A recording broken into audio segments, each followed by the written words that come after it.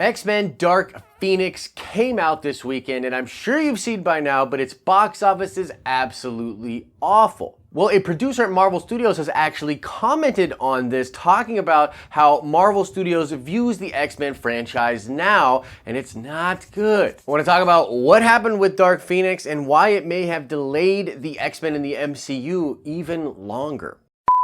It's like the news, but for nerds. Subscribe so you never miss an episode. Today's shout out goes to Phantom McFly. Indeed, the video game we talked about last week is Marvel's The Avengers. And yep, it was formerly known as the Avengers Project. Make sure you stay to the end of this video where we will ask another nerd card question. What's up, everybody? Happy Monday to you. I'm, of course, Josh. This is the Den of Nerds, and guys, it is the week of E3. We're gonna be doing a bunch of E3 coverage, mostly over on the Den of Nerds gaming channel. Make sure you go check that out and subscribe. And later tonight, when the world premiere of Marvel's The Avengers video game happens at E3, we will be doing a live stream talking about it here on this channel. Now, before we get into everything Dark Phoenix and what that Marvel producer said, I want to talk about the Kamala Khan character possibly coming to the MCU. Mindy Kaling was recently being interviewed about a movie she has coming out, and she basically confirmed that she has talked to Marvel about the Kamala Khan character and said she would be willing to help in any way. Now, if you don't know, Kamala Khan is a Pakistani American girl. She's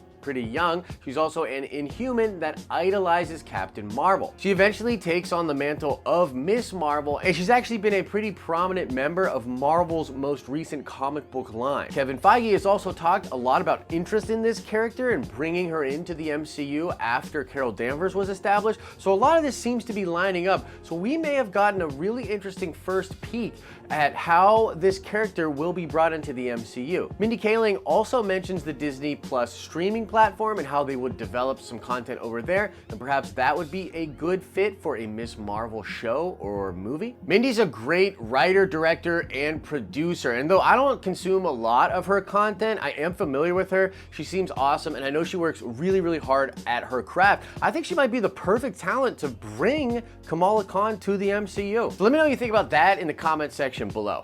All right, so let's get into Dark Phoenix, man. Dark Phoenix.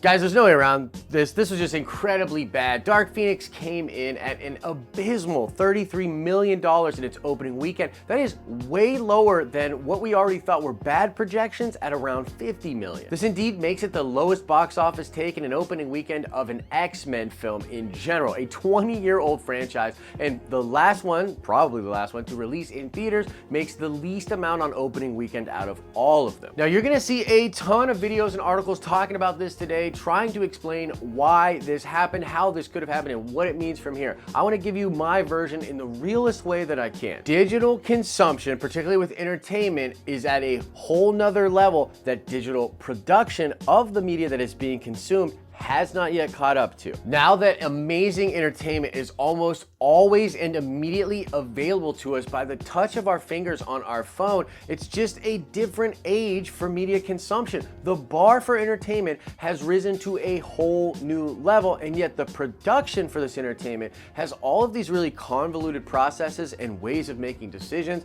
a la Hollywood Suits, which is just this infamous thing. The men and women that make up the suits in Hollywood, these people are like some of the most detached, presumably elitist people on the planet, and they just don't understand what audiences want. And yet, there's a democratization happening of entertainment where almost anyone can go out there and make a new kind of entertainment that people will enjoy. Dark Phoenix was not hyped at all because there's nothing to get excited about. And this leads into something that Ron Howard was recently talking about while explaining the box office failure of Solo, a Star Wars story. Within that interview where he's talking about this, he refers to this sort of zeitgeist out there where people really will let you know if they don't like a movie, and how the fan perception of a film sort of turns and becomes this really, really polarizing thing and deciding factor of how a movie will do. And you could blame fandoms, and in some ways I do believe that fandoms are getting a little out of control, but ultimately it is up to the studios to create content that a fan base wants to consume, both hardcore and casual. And it's never been easier to connect to the potential audience that you have. With the internet, you should be able to get metrics for how people are feeling, put out feelers, change things up, surveys, have Q&As. I mean, like, if you look what people are doing on YouTube, like me, I mean, it's really clear when audiences like something or don't like something. I can be really engaging with you guys, and we can craft the content and take it in directions based on your needs and wants, which is, I think, ultimately like a way better formula. But the point is, consumption is at a whole new level. Production has not quite gotten there for a lot of these different companies. This is just the latest example with Dark Phoenix. Now, according to The Hollywood Reporter, there have been some comments made by Marvel Studios about this. Now, an unnamed producer at Marvel Studios apparently said that there's no rush to bring the X-Men to the marketplace after this, referring to the debacle of Dark Phoenix. However, that same person said that when they do bring the mutants and the X-Men into the MCU, it will extend the MCU run another 10 years, which is pretty cool. So silver lining here, it looks like when the X-Men finally come into the MCU, we're looking at 10 years of new films, new kind of stories, and a lot of integration with the mutants. But the bad side of this report is that because of Dark Phoenix and because of how the X-Men brand is right now, you may see a delay, an even further delay in the production on bringing the MCU X-Men to audiences. I mean, we were already looking at 5 years. That's kind of the reports that were out there. We will be looking at least 5 years before we got any of the Fox stuff brought in. But there have been recent rumors that the Fantastic Four could be streamlined and certain characters from those franchises could be sprinkled into Marvel's most recent movies. Might this now delay it even more than 5 years? That I'm not exactly sure about, but I will say this. I can almost guarantee you that this delays or perhaps eliminates the possibility of doing a Dark Phoenix movie in the MCU. I mean, does Marvel really want to take a third shot at the Dark Phoenix movie? Wouldn't that bring up a lot of bad memories for people? Maybe even the branding of Phoenix and Dark Phoenix and focus on that character would not be good for Marvel. And this totally sucks. One of the best X-Men stories ever from the comic books has now had 2 pretty crappy adaptations. And man, we might not ever get to see the actual true representation of that story on the silver screen. But that's the big story here, guys. An unnamed producer comments to The Hollywood Reporter saying that now, because of Dark Phoenix, there's no rush on Marvel's part to bring the X-Men to the MCU. Perhaps that was always the case. Maybe Feige knew, like a lot of other Hollywood insiders knew, that Dark Phoenix was going to bomb and leave a very bad taste in people's mouths when it came to the X-Men. Either way, guys, this is not good. Not good for X-Men fans, not good for Marvel fans.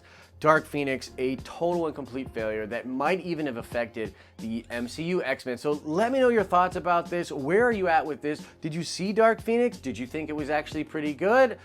Are you gonna see it a million more times to help out the box office? Let me know what you're thinking in the comments section below. All right, now let's check the nerd card before we get out of here. The character of Onslaught in the X-Men comics is made up from 2 famous X-Men characters. Who are those 2 characters that make up Onslaught? Answer that question in the comment section below. Make sure you check back to this channel later tonight, where we will be live streaming about Marvel's The Avengers video game. Very hyped about that, so come check that out. And make sure you go check out the gaming channel for the Den of Nerds, where we are going to be doing a ton of E3 coverage as information comes out this week. As I always say, I hope you're having an awesome and a nerdy day, and I'll see you in the next video.